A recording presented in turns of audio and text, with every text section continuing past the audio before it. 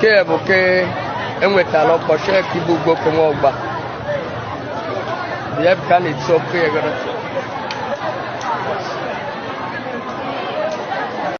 And tonight some of you, your question is, how can this thing be? Knowing that I cannot pay the fees that I'm requested to pay. How can this thing be? Wait. Now wait.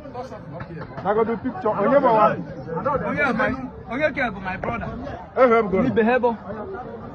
Debi ekaga na ahoma, debi na atana. Oye bu munemu.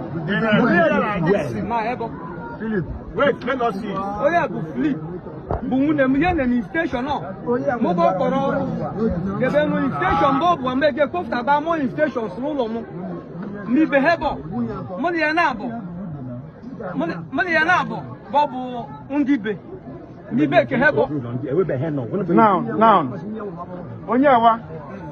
E mara ife gbasara enyi kodukwara anyị. Ama m ife gbasara enyi. Nelison di be no bunu mere. Gebe no shi. O nwere accident nwo.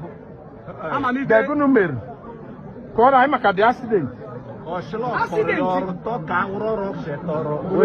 N'ọrụ temukide moto m ufuko ndo madu libe anyị. Vuru jele ko na alọta nwanyị. Yes. Anyị je peacefully lua. Ndị na-aje ya aje bụ. Anyị je peacefully lua. Nyiye no huleka. The station no na take hobo.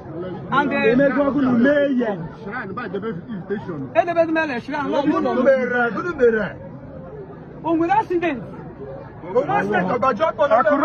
Ekurolo, o nwere ife ba na jiriwe. Anyị ofube magburu. Onye wa abonyi ye nwunwa. Akpo ele nyi ye nwunwa. Ole je ke nyi ye nwunwa.